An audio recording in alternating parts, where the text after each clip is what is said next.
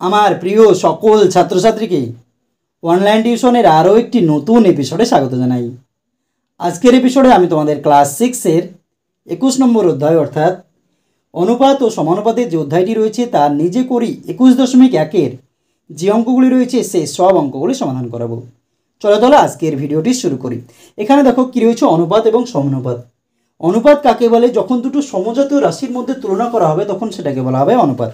এখানে দেখো সমজাতীয় রাশি মানেটা কি? সমজাতীয় রাশি মানে হচ্ছে যখন দুটো একই ধরনের রাশির মধ্যে তুলনা করা হবে, যাদের একক কি থাকবে? একই থাকবে। বলা হলো তোমার ওজন কি? তোমার ওজন দেখা যাচ্ছে কত কেজি? ধরো 30 কেজি। তোমার বন্ধুর ওজন কত? তোমার বন্ধুর ওজন দেখা যায় 40 কেজি। কত কেজি? 40 কেজি। দেখো যখন তোমরা অনুপাত করবে তাদের এককটা একই হবে। দেখো এদের কি ওজন, তোমার কিসের সঙ্গে তুলনা করা হচ্ছে? ওজনের সঙ্গে তোমার বন্ধুর ওজন। যখন এই যে ওজনের সঙ্গে ওজন অর্থাৎ একই রাশি বা একই এককের মধ্যে তুলনা করা হবে তখন সেটাকে বলা অনুপাত। এর তুলনা আমরা কিভাবে করব? তোমার ওজন অনুপাত হচ্ছে কি তোমার বন্ধুর ওজন, দিয়ে আমরা কি করব? সমান 30 কত? 40। এখানে কি লিখবো? তোমার ওজন কত? তোমার ওজন অনুপাত তোমার বন্ধুর ওজন, তোমার বন্ধুর কি ওজন। এই যে অনুপাতটা করব, অনুপাত করার সময় যে আমরা সংখ্যাগুলো লিখবো তখন কিন্তু আমাদের একক হবে না। অনুপাত হচ্ছে কি একক বিহীন রাশি। অনুপাত যখন করব তখন কি হবে? দেখো এই যে সংখ্যাগুলো আমি লিখেছি একই সংখ্যা দিয়ে আমাকে ভাগ করতে হবে অথবা একই সংখ্যা দিয়ে কাটতে হবে। তাহলে দেখো 30 আর 40কে আমাদের কয় দিয়ে কাটছে? দেখো 10 দিয়ে দুটোকেই কাটছি। যদি আমি কাটি দুটো সংখ্যাকে একই সংখ্যা দিয়ে কাটতে হবে। তাহলে 3 10 দেখো 30, 4 10 40 অথবা 10 দিয়ে আমি ভাগ করে দিলাম। তাহলে 10 দিয়ে যদি 30কে ভাগ করে 3 হচ্ছে, 40কে ভাগ করলে 4 হচ্ছে। তাহলে 3:4। যতক্ষণ পর্যন্ত আমাদের একই সংখ্যা দিয়ে দুটো আমাদের এই যে অনুপাতের যে দুটো পদ রয়েছে তাকে ভাগ করা যাবে ততক্ষণ পর্যন্ত আমি ভাগ করব। তখন এখানে 3 রয়েছে, এখানে 4 রয়েছে, দুটো সংখ্যাকে একই সংখ্যা দিয়ে ভাগ করা যাচ্ছে না। তাহলে যে পদগুলো পাবে এই যে অনুপাতের আমরা কটা পদ পেলাম? এই একটা পদ, এই একটা পদ। এই অনুপাতের পদগুলোর মধ্যে যেটা প্রথমে থাকে তাকে বলা হয় কি? দেখো পূর্ব পদ। কি পদ? পূর্ব পদ। আর পরে যেটা থাকে সেটাকে বলা হয় উত্তর পদ। কি পদ? উত্তর পদ।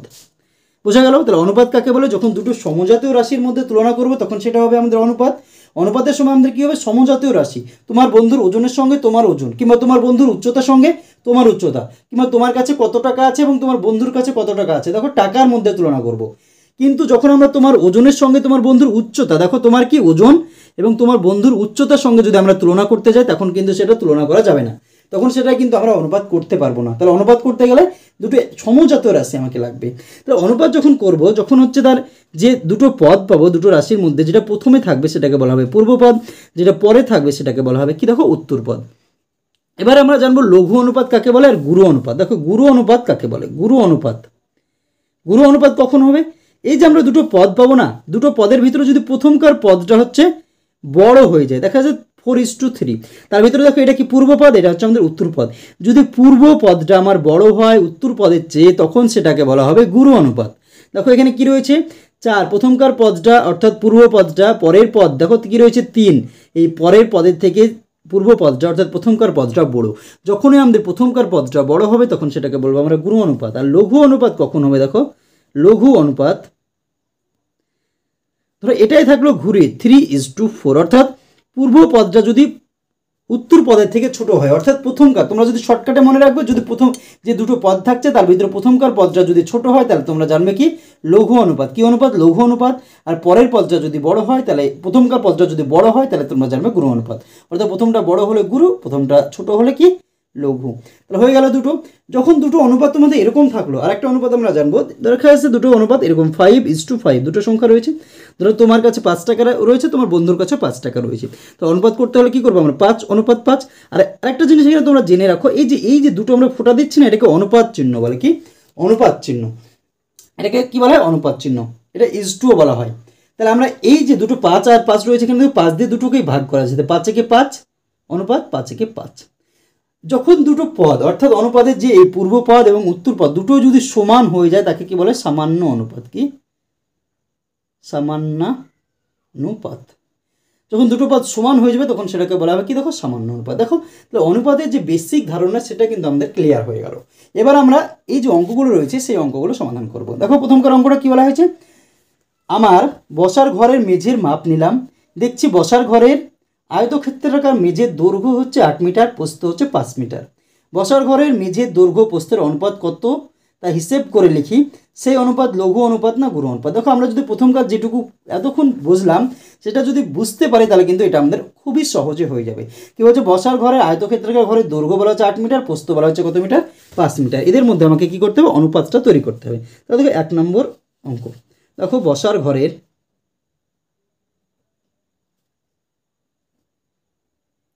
দৈর্ঘ্য কত মিটার, দেখো 8 মিটার। এবার বসার ঘরের প্রস্থ কত মিটার বলা হয়েছে, দেখো 5 মিটার। তাহলে আমরা যখন অনুপাত করব তখন আমরা কি করব, বসার ঘরের দৈর্ঘ্য অনুপাত বসার ঘরের প্রস্থ। আমার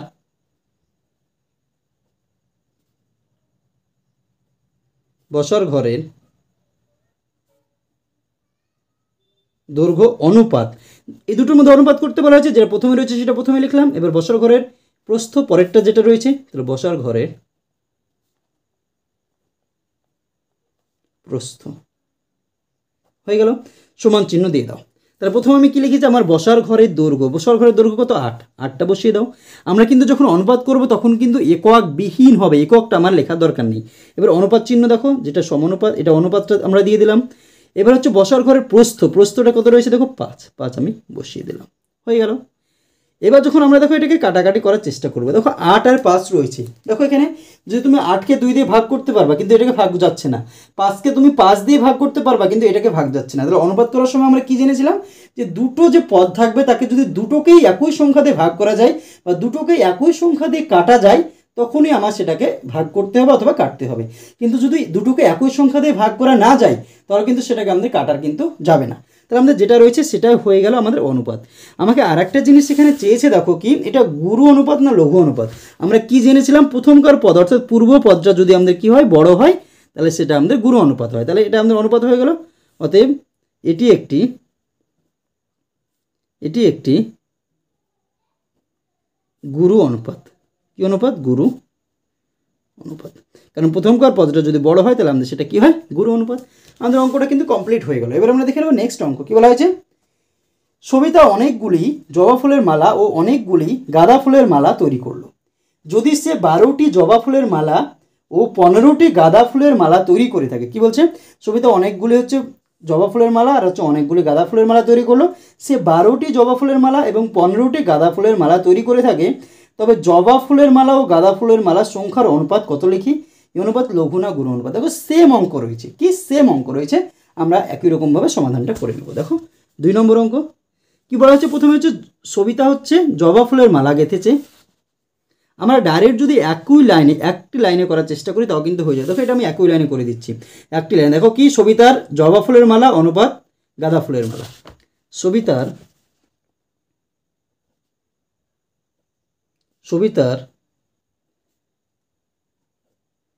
জবা ফুলের মালা অনুপাত গাঁদা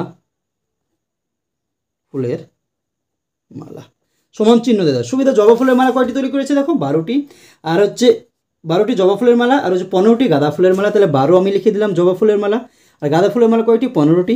তাহলে দেখো এটাকে কাটাকাটি হচ্ছে কিনা, দেখো এটাকে দেখো 3 দিয়ে দুটোকেই কাটছে, 3 4 12 অথবা 3 দিয়ে ভাগ করা যায়, 3 4 12, 3 5 15। দেখো আর কিন্তু ভাগ করা যাচ্ছে না, আর ভাগ করা যাচ্ছে না। এবার দেখো এটা লঘু অনুপাত না গুরু অনুপাত আমাকে বের করতে হবে। তাহলে আমরা কি প্রথমকার পদটার দিকে লক্ষ্য করব, যদি প্রথমকার পদটা পরের পদের থেকে ছোট হয় তাহলে আমাদের লঘু অনুপাত, যদি বড় হয় তাহলে আমাদের গুরু অনুপাত। তাহলে লিখব অতএব এটি একটি কি অনুপাত, লঘু অনুপাত। কি, লঘু অনুপাত। অ্যান্সার কিন্তু 2 নম্বর আমাদের কমপ্লিট হয়ে গেল। এবার আমরা দেখে নেব নেক্সট অঙ্ক। দেখো 3 নম্বর অঙ্ক কি বলা আছে। 3 নম্বর অঙ্ক, আমারও সুতোবার বয়সের অনুপাত 5:10, 5:6। আমার বয়স 10 বছর হলে সুতোবার বয়স কত হবে হিসাব করে। দেখো এই অঙ্কগুলো অনেকভাবে করা যায়। ছোট করে করলেও হবে, তোমরা যদি বড় করে করো তাও কিন্তু হবে। যদি ছোট করে করো তাহলে আমরা কি করবো, এইভাবে কিন্তু সমাধানটা করব।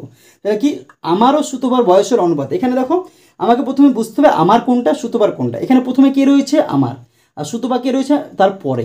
তাহলে প্রথমে যে অনুপাতটা থাকবে সেটাই কিন্তু আমার। এখানে প্রথমে যে থাকবে অনুপাতের প্রথমে যেটা থাকবে সেটা তার। তাহলে আমার বয়সের অনুপাত কত, 5। সুতোবার বয়সের অনুপাত কত, 6। অর্থাৎ আমার বয়স যদি 5 বছর হয় তখন সুতোবার বয়স হবে কত বছর, 6 বছর। তা আমার বয়স যদি 10 বছর হয় তাহলে সুতোবার বয়স কত হবে, আমার 5 বছর ছিল তখন এর হয়ে গিয়েছে 6। তাহলে আমার বয়স কত হয়ে গেলো, 5 থেকে বেড়ে 10 হয়ে গেলো। 5 ছিল, কত হয়ে গেল, 10। তাহলে কয় গুণ হলো, 5কে 2 দিয়ে গুণ করে দেয়, তাহলে কী হয়ে গেলো, 10 বছর। তাহলে সুতোবার তখন কত ছিল, আমার যখন 5 ছিল তখন 6। তো যেহেতু আমি প্রথমে আমারটাকে 2 দিয়ে গুণ হলো বয়স, অর্থাৎ 2 গুণ হয়ে গেল, তাহলে এরও বয়স কী হবে, 2 গুণ হয়ে যাবে। তাহলে কত হয়ে যাবে, 12 বছর হয়ে যাবে। কত বছর, 12 বছর কিন্তু বয়স হয়ে যাবে। এরকমভাবে কিন্তু আমরা অঙ্কটা সমাধান করব। তাহলে আমার বয়স আর হচ্ছে সুতোপার বয়স। দেখো 3 নম্বর অঙ্ক, এটা হচ্ছে একটু আলাদা রকমভাবে হবে। দেখো 3 নম্বর অঙ্ক, আমার বয়স অনুপাত সুতোপার বয়স। সুতোপার বয়স, আমার বয়স কত, দেখো 5 সুতোপার 6। এখানে দেখো অনুপাত মানে কি, দেখো ভাগ। তাহলে আমরা কি, এখানে অনুপাত রয়েছে এটাকে ভাগ হিসেবে আমরা লিখতে পারি, বা আমার বয়স, এই যে আমরা দিলাম না একটা দাগ, এটাকেই ভাগ বোঝায়, বা সুতোপার বয়স। সুতোপার বয়স, এখানে ভাগ চিহ্ন দিলাম, বা এখানে দেখো বাই দিলাম, এখানে আমরা কি করবো, এটাকেও বাই দিয়ে লিখবো, 5/6। এবার আমরা হচ্ছে আমার বয়স কত দেওয়া আছে, দেখো 10 বছর। তাহলে আমার যে বয়সটা এখানে রয়েছে, আমার যে সংখ্যাটা কত, 5, এটাকে আমরা গুণ করে আমরা হচ্ছে 10 মেলাবো। তাহলে আমার কত রয়েছে, 5। তাহলে একে যদি তুমি 2 দিয়ে গুণ করে দাও তাহলে কত হয়ে যাবে, 10। যেহেতু আমি উপরেই 2 দিয়ে গুণ করলাম, তাহলে নিচেও আমাকে 2 দিয়ে যদি গুণ করি তাহলে মানের কিন্তু কোনো পরিবর্তন হবে না। অর্থাৎ যদি কোনো ভগ্নাংশ থাকে, ভগ্নাংশের উপরে এবং নিচে যদি একই সংখ্যা দিয়ে গুণ করো, মানের কিন্তু কোনো পরিবর্তন হবে না। তাহলে আমি উপরে 2 দিয়ে গুণ করলাম, নিচেও আমরা 2 দিয়ে গুণ করলাম। 5 দুগুণে 10, নিচে 6 দুগুণে 12। তাহলে দেখো আমার বয়স কত ছিল, আমাকে বলে দেওয়া হয়েছে 10 বছর। তাহলে আমার বয়স কিন্তু 10 অলরেডি বেরিয়ে গেল। দেখো আমার বয়স কত, 10 বছর। তখন সুতোবার বয়স কত হচ্ছে, দেখো 12 বছর। আমাদের কত সহজভাবে আমাদের হয়ে গেল। তাহলে অতএব সুতোবার বয়স কত হবে হিসাব করি, সুতোবার বয়স কত হবে, 12 বছর। অতএব উত্তর আমরা কি লিখবো, দেখো আমার বয়স 10 বছর হলে, আমার বয়স 10 বছর হলে সুতোপার বয়স হবে কত বছর, 12 বছর। দেখো কত সহজভাবে কিন্তু আমাদের অ্যান্সারটা হয়ে গেল 3 নম্বর অঙ্ক। এবার আমরা দেখে নেব নেক্সট অঙ্ক, অর্থাৎ 4 নম্বর অঙ্ক। দেখো কি বলা হয়েছে, আমাকেও রাজুকে মা কিছু নাড়ু খেতে দিলেন, আমিও রাজু যদি 1:3 অনুপাতে নাড়ু খেয়ে থাকি তবে মা আমাদের কতগুলো নাড়ু দিলেন, যে কোনো 4টি হিসেব করি। তার মধ্যে দেখো দুটো অলরেডি হিসেব করে দেওয়া রয়েছে। 1:3 মানে কি, দেখো তোমাকে যদি একটা দেয় তখন হচ্ছে রাজুকে কটা দেবে, 3টে। তখন কটা আমার মোট নাড়ু লাগবে, তোমাকে একটা দিল, রাজুকে 3টে, তাহলে 1 + 3 সমান হচ্ছে 4টে নাড়ু লাগলো। এবার হচ্ছে আমরা কি করবো, এই সংখ্যাগুলোকে একই উপর নিচে একই সংখ্যা দিয়ে গুণ করে এটাকে বাড়িয়ে নেব। তাহলে দেখো প্রথমে আমার নাড়ুর সংখ্যা বা রাজুর নাড়ুর সংখ্যা করি, দুটো আমার অলরেডি করে দেওয়া রয়েছে, আর দুটো আমরা বের করবো। তাই তো 4 নম্বর অঙ্ক,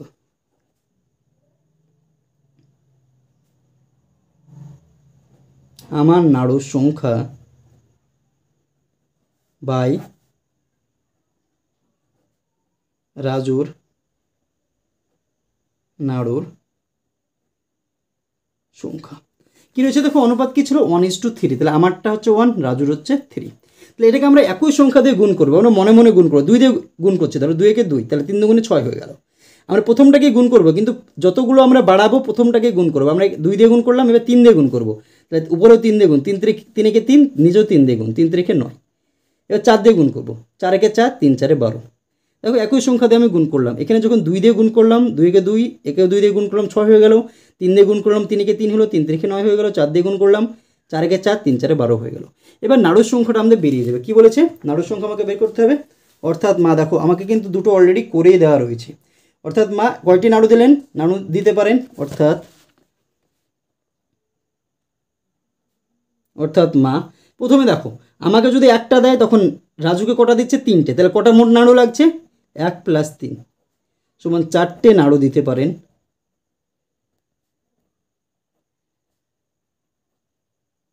অথবা মা আমাকে যদি দুটো দেয় তখন রাজুকে কটা দিতে হবে? 6টা। তাহলে 2 + 6, তাহলে তখন আমার কটা লাগছে মান নাড়ু? 8টা। তাহলে 8টি নাড়ু দিতে পারেন।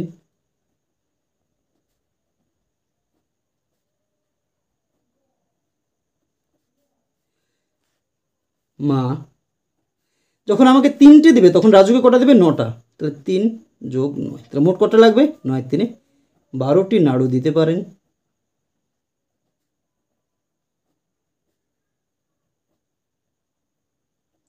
যখন আমাকে 4টে দেবে তখন রাজুকে কটা দিতে হবে? 12টা দিতে হবে। অনুপাত হিসেবে যখন আমাকে একটা দিচ্ছিল তখন তাকে 3টে দিচ্ছিল, তাহলে আমাকে যদি 4টে দেয় তাহলে তাকে 12টা দিতে হবে। মা 4 + 12 হচ্ছে 16টি নাড়ু দিতে পারেন। তাহলে দেখো 4টে বলা হয়েছিল, 4টে কিন্তু অ্যান্সার আমাদের অলরেডি হয়ে গেল। তাহলে কতগুলো দিতে পারে? 4টে অথবা 8টি অথবা 12টি অথবা 16টি, এইভাবে কিন্তু দিলেই কিন্তু সে ভাগ করে নিতে পারবে। তাহলে 4 নম্বর অঙ্ক হয়ে গেল। এবার আমরা দেখে নেব 5 নম্বর অঙ্ক। কী বলা হয়েছে? আজ আমরা মোট 10 জন মাঠে খেলতে এসেছি। যদি আমাদের মধ্যে মেয়ে ও ছেলের অনুপাত 2:3 হয় তবে কতজন মেয়ে কতজন ছেলে খেলতে এসেছে? দেখো তো এই অঙ্কটা যেরকমভাবে আমরা করলাম সেভাবে করলে সমাধান হবে। যদি আমরা এই অঙ্কটা একটু তোমাদের অন্যভাবে করাচ্ছি, দেখো এই নিয়মটা তোমরা শিখে রাখো। মোট কতজন খেলতে এসেছে? দেখো 10 জন খেলতে এসেছে। কতজন? 10 জন। তার ভিতরে মেয়ে ও ছেলের অনুপাত কত? দেখো 2:3। দেখো 5 নম্বর অঙ্ক। মেয়ে ও ছেলের অনুপাত তোমার কত? দেখো 2:3। আমরা কি মোট অনুপাত করে করবো? এটাকে মোট অনুপাত বলে। মোট অনুপাত করে দাও। মোট অনুপাত মানে কি? এই যে দুটো সংখ্যা সেটাকে যোগ করে দাও। 2 + 3 সমান হচ্ছে 5 হয়ে গেল। এবার মেয়ের আনুপাতিক ভাগহার কি? মেয়ের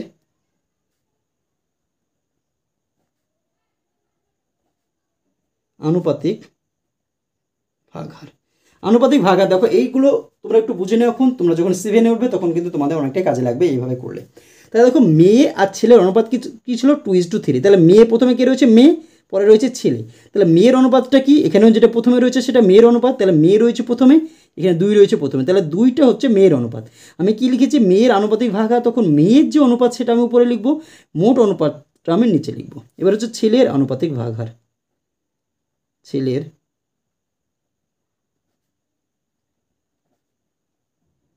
আনুপাতিক ভাগহার। ছেলের অনুপাতটা কত? দেখো ছেলে পরে রয়েছে, তাহলে 3 হচ্ছে ছেলের। মোট অনুপাত কত আমাদের? 5। 5টা নিচে লিখলাম। এবার দেখো অনুপাতিক ভাগহার হচ্ছে 5 জন যদি ছেলে মেয়ে আসে, যদি 5 জন খেলতে এসে ছেলে মেয়ে মিলে তার মধ্যে 2 জন হচ্ছে কি মেয়ে, যদি 5 জন খেলতে এসে তার মধ্যে 3 জন হচ্ছে কি ছেলে। আমার কিন্তু 5 জন আসেনি, কতজন এসেছে? 10 জন এসেছে। তাহলে 10 জনের মধ্যে কতজন মেয়ে সেটা আমি বের করব। দেখো 10 জনের মধ্যে মেয়ে কি বলা হয়েছে? দেখো খেলতে এসেছে, মেয়ে এসেছে। আমরা এখানে কি লিখেছি? মেয়ে। তাহলে মেয়ের আনুপাতিক ভাগহার যেটা রয়েছে সেটা আমি এখানে লিখবো 2/5। মোট কতজনের মধ্যে? 10 জনের ভিতরে এই সংখ্যাটা আমি এখানে বসিয়ে দেবো গুণ চিহ্ন দিয়ে। 5 দুগুণে 10, তাহলে 2 দুগুণে 4 জন। তাহলে 10 জনের ভিতরে 4 জন এসেছে কি মেয়ে অনুপাত হিসেবে। এবার 10 জনের ভিতরে কি এসেছে? ছেলে খেলতে এসেছে। 10 জনের মধ্যে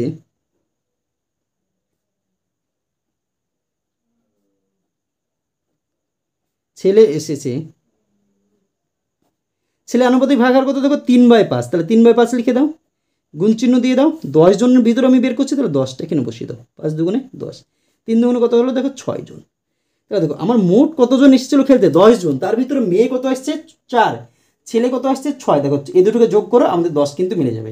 যদি তোমরা অঙ্কটা ঠিক করো তাহলে কী হবে? এই দুটো যে সংখ্যা দুটো বেরোবে সেই দুটোকে যদি যোগ করে দাও তাহলে কিন্তু এই যে সংখ্যাটা তুমি এখানে বসিয়েছো সেটা কিন্তু আমাদের বেরিয়ে যাবে। তাহলে মেয়ে খেলতে এসেছে 4 জন আর ছেলে খেলতে এসেছে 6 জন। তাহলে উত্তরটা আমরা কী লিখবো? দেখো এত অনুপাতে তবে কতজন মেয়ে কতজন ছেলে খেলতে এসেছে। অতএব 4 জন মেয়ে ও 6 জন ছেলে খেলতে এসেছে। তাহলে দেখো এই অঙ্কটা কিন্তু অলরেডি হয়ে গেল। আমরা এবার দেখে নেব আজকে শেষ অঙ্ক, অর্থাৎ 6 নম্বর অঙ্ক। কী বলা হয়েছে? বাবা বাজার থেকে 4 জোড়া কলা কিনে এনেছেন। যদি ভাই ও বোন সব কলা 1:3 অনুপাতে খেয়ে ফেলে তবে ভাই বোন প্রত্যেকে কতগুলি কলা খেয়েছে হিসেব করে। দেখো এই অঙ্কটা আমরা 5 নম্বর যেরকমভাবে করলাম সেইভাবে অঙ্কটা করতে পারি, অথবা তোমরা এরকমভাবে সাজিয়েও কিন্তু তোমরা এইভাবে সাজিয়েও কিন্তু তোমরা করতে পারো। তাহলে দেখো বাবা 4 জোড়া কলা এনেছে, কিন্তু কতগুলো কলা খেয়েছে সেটা তোমাকে বের করতে হবে। তাহলে 4 জোড়া সমান কতটা সেটা আমরা প্রথমে দেখে নেব। 1 জোড়া সমান আমরা কি জানি, দেখো 1 জোড়া সমান হচ্ছে 2টি। তাহলে 4 জোড়া কলা সমান কত, 1 জোড়া সমান যদি 2টো হয় তাহলে 4 জোড়া সমান কত, 4 গুণিত 2 সমান হচ্ছে 8টি কলা। কয়টি? 8টি কলা। তাহলে দেখো ভাই ও বোনের কলা খাওয়ার অনুপাত, ভাই ও বোনের কলা খাওয়ার অনুপাত, কলা খাওয়ার অনুপাত কত, দেখো 1:3। এবারে মোট অনুপাত আমরা বের করলাম, তাহলে মোট অনুপাত, মোট অনুপাতকে এই দুটোকে যোগ করে দেয়, 1 + 3 সমান হচ্ছে 4। তাহলে ভাইয়ের আনুপাতিক ভাগহার কি, ভাইয়ের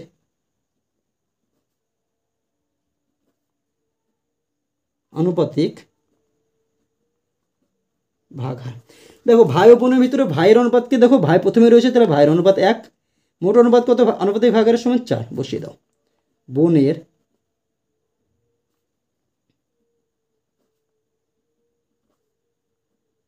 আনুপাতিক ভাগহার, বোনের কত 3, মোট অনুপাত কত 4। তা দেখো 8টি কলার মধ্যে ভাই খেয়েছে, 8টি কলার মধ্যে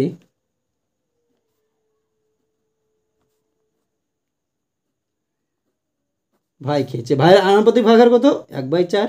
মোট কলা কয়টি, 8, তা 8 বসিয়ে দাও, 4 দিয়ে কেটে দাও, 4 2 8, তা 2 একে 2, 2টি কলা খেয়েছে ভাই। তাহলে 8টি কলার মধ্যে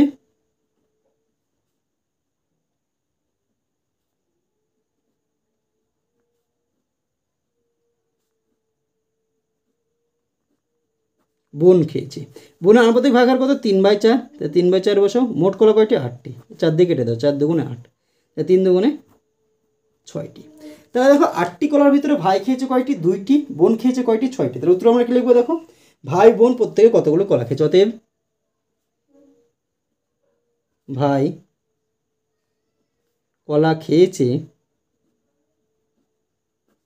কয়টি, 2টি, এবং বোন কলা খেয়েছে কয়টি, 6টি। এটা কিন্তু আমাদের অ্যান্সার হয়ে গেলো 6 নম্বর অঙ্কে। এই অঙ্কগুলো তোমরা যদি চাও ছোটোভাবে করতে তাও কিন্তু তোমরা এটাকে করতে পারবে, এটাই মনে হয় বেস্ট নিয়ম, তার জন্য আমি এটাই তোমাদের করালাম।